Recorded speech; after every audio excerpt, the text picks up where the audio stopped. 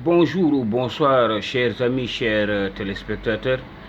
Ravi de vous retrouver sur notre chaîne. D'abord, aujourd'hui, nous allons quand même essayer de venir pour éclaircir, faire de l'éclairage au niveau international. Parce que malheureusement, au Sénégal, euh, presque tous nos médias, la plupart du temps, les gens parlent en Wolof, les journalistes et autres. Donc, des fois, ce que l'opposition, le message que l'opposition véhicule est mal perçu à l'étranger. Parce que ces dernières années, on a vu que Ousmane Sonko, qui a recruté comment dire, une milice d'acteurs numériques sur la toile pour aller manipuler l'opinion internationale ou bien diffuser de fausses nouvelles sur la toile ou bien même menacer certains médias pour ne parler que de Ousmane Sonko et de ce que Ousmane Sonko compte faire en essayant tout en entreprenant une menace ou bien en entreprenant une menace ou bien aussi en essayant de diaboliser l'opposition sénégalaise. Ça a été là depuis le temps de Macky Sall, tout le monde, tous les Sénégalais aujourd'hui. Ousmane Sonko sait que sa cote de popularité au Sénégal est tombée très bas parce que les Sénégalais se sont rendus compte que c'est quelqu'un qui manipulait, qui mentait et qui n'avait aucun projet. Et j'entends souvent des journalistes étrangers de la sous-région ou bien même panafricains dire que oui, Ousmane Sonko avait un projet ambitieux. Ousmane Sonko lui-même, c'est-à-dire que vous parlez au nom du Sénégal sans connaître les réalités actuellement, les réalités politiques actuelles au Sénégal. Certains d'entre vous défendent Ousmane Sonko aveuglement sans savoir la réalité du terrain au Sénégal. Je pense que quand vous voulez faire des analyses sur le Sénégal, les analyses politiques, il faut essayer d'abord de lire beaucoup la presse ou bien de demander à des gens de faire des traductions. Parce qu'on ne faut pas simplement... j'ai vu, et ça je vais en arriver parce que je vais vous mettre un peu la vidéo, sur le cas de Iliman Ndiaye, Iliman Ndaw et Sarah Saho, deux correspondants de France 24, qui ont tout fait d'abord pour diaboliser l'ancien régime de Macky Sall qui était ici. Après, moi j'ai compris que parce que le PASTEF est fort dans ça, quand tu es journaliste, tu es au Sénégal, ils te donnent une cagnotte, ils te donnent de l'argent pour que tu puisses manipuler l'information à leur faveur.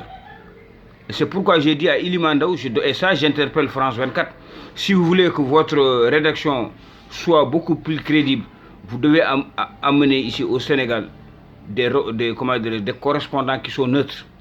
Des correspondants qui sont neutres. Mais Iliman Ndaw, je suis certain qu'on lui donne de l'argent pour manipuler l'information. Parce que à chaque fois, il essaie d'amener l'information sur le côté de Sonko et pour rendre Sonko beaucoup plus truc. Or que, quand tu es un journaliste, tout le monde connaît comment la presse se passe, quand tu es un journaliste, tu veux analyser l'histoire, comment dire, un fait récent au Sénégal, de ce qui s'est passé à l'Assemblée. On a vu un premier ministre qui n'a pas voulu aller faire sa déclaration de politique générale. Les députés l'ont dit, viens faire ta déclaration de politique générale. Il a dit que lui, il préfère aller faire dans la rue que d'aller à l'Assemblée. Est-ce que lui, il respecte la loi? Or que c'est dans la loi sénégalaise qui dit tout nouveau Premier ministre doit aller vraiment faire sa déclaration de politique générale et décliner sa vision. Lui, depuis lors, il refuse. Il dit qu'il ne va pas à l'Assemblée. Qu'il préfère aller chez les badauds faire sa déclaration qu'aller à l'Assemblée. Et, le président, lui-même, le soutient dans ça.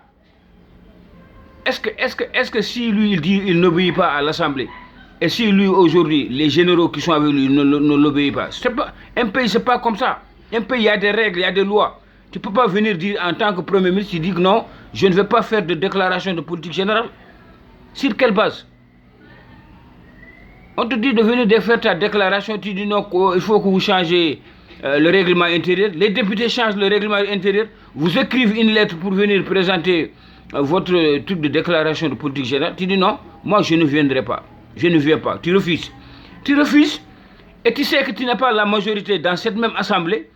Hein? Tu as refusé, ils t'ont convoqué de venir faire une déclaration de politique générale. Tu as refusé. Tu sais que tu n'as pas la majorité. Hein? Et tu envoies encore une loi pour que ces gens-là votent pour toi. Tu es qui? Tu penses que tu prends ces gens-là comme des imbéciles? Hein? Donc j'entends, deux fois quand j'entends une certaine presse à l'étranger parler du Sénégal, ça me pique quoi. Parce qu'ils ne maîtrisent rien de ce qui se passe au Sénégal. Ils sont en train là de mentir, surtout actuellement avec les réseaux sociaux. Il faut être sérieux. Il faut demander quand quelqu'un qui veut une bonne information, qui fait de l'équilibre. Si tu donnes la parole aux gens du pouvoir, tu donnes la parole aux gens de l'opposition. Chacun va donner ta version. Et là, tu vas pouvoir faire une analyse. Et France 24, là, on vous interpelle. Comment dirais-je? Moi, je vous interpelle. Ilimandou est en train de gâter votre image. Beaucoup de Sénégalais ne se retrouvent pas dans ce qu'il dit. Hein? Donc, voilà le problème sénégalais. Le problème sénégalais, ce n'est pas une histoire de promesse de Bassirou Diomaye Faye. Bassirou Diomaye Faye, ce qu'il a promis, c'est beaucoup, c'est pas ça seulement. Il a dit, lui avec Sonko, que les caisses noires, parce qu'au Sénégal, le Premier ministre, il a 9 milliards de caisses noires par an. Le président, il a 11 milliards par an. Donc eux, ils avaient dit, lorsqu'ils étaient dans l'opposition, dans un discours populiste, ils avaient dit que une fois arrivés au pouvoir, ils vont supprimer ces caisses. Que ces caisses-là, sur le plan religieux, c'est haram. C'est pas halal. C'est nuisible. C'est du vol. Qu'ils ne veulent pas cet argent. Maintenant, ils arrivent au pouvoir. Au lieu même s'ils ne suppriment pas les fonds des caisses noires, qu'ils diminuent. Comme ils veulent rationaliser, qu'ils diminuent.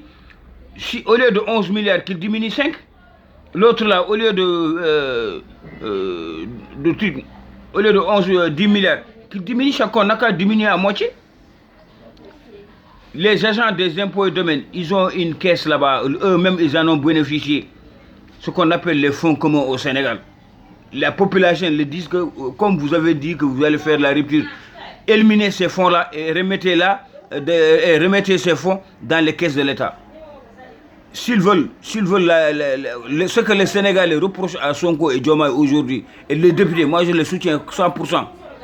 Et beaucoup de Sénégalais les soutiennent. Il ne faut pas venir être à l'étranger et venir nous vendre du n'importe quoi. Il faut dire la vérité.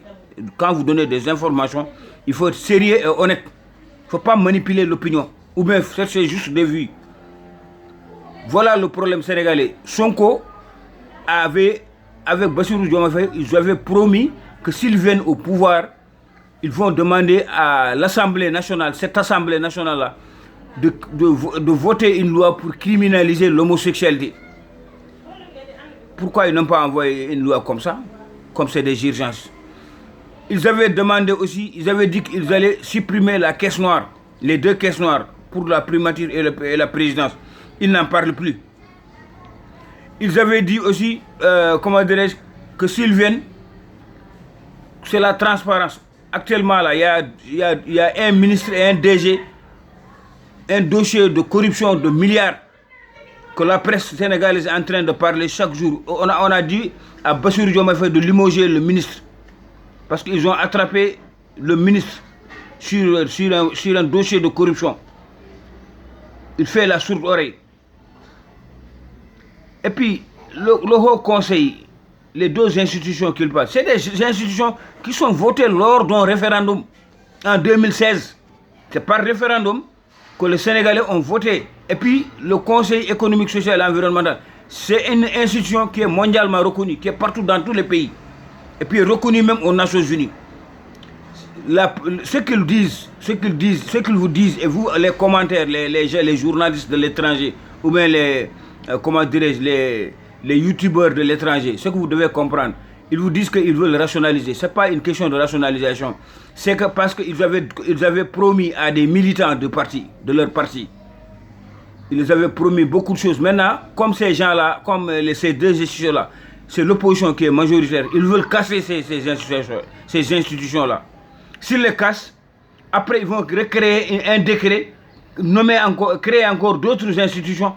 Et en ce moment, ils vont amener leurs militants pour les casser, pour les récompenser. Voilà la vérité. Moi, je pense que si vous faites des commentaires dans les réseaux sociaux, sur des chaînes, il faut être honnête. Il faut pas essayer de vouloir soutenir quelqu'un sans dire la vérité, ou bien demander, ou bien même s'informer dans la presse sénégalaise. Écoutez les deux côtés. Il ne faut pas qu'on vous jette seulement une information comme ça, et puis là, vous acculez l'opposition. Je vois un con comme ça, un gars là, qui dit non, c'est parce que les MTV n'ont pas voulu la bourgeoisie. Quelle bourgeoisie? On parle d'une assemblée d'un peuple. Il y a des lois que les députés veulent que le gouvernement actuel respecte les lois. On vous a élu, venez faire la déclaration de politique générale.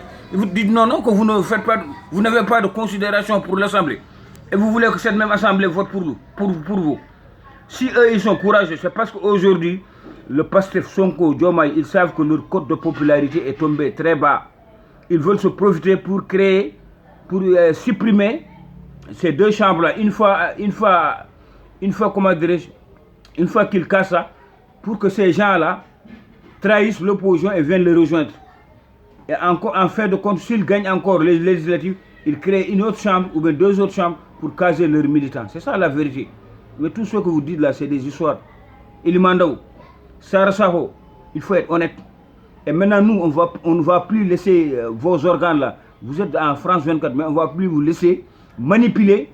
Parce que là, vous avez une audience internationale. Dès que les gens écoutent, ils pensent que c'est ça la vérité. On ne va plus vous laisser faire. On ne va plus vous laisser faire.